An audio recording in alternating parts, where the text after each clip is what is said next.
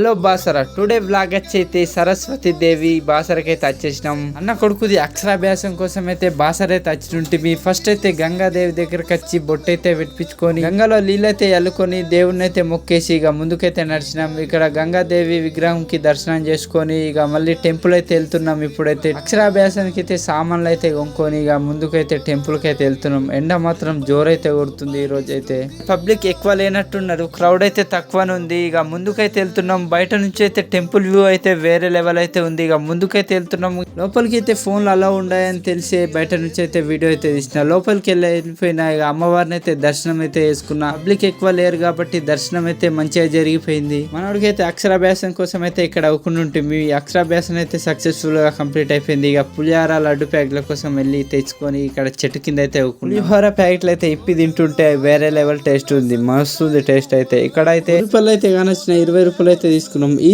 మధ్యలో ఎవరైనా తిన్నారా కామెంట్ చేయండి. టేస్ట్ అయితే కిరాకున్నాయి. ఈ రోజు వ్లాగ్ అయితే ఇంతే. నెక్స్ట్ వీడియోలో మళ్ళీ కలుద్దాం. Please do follow.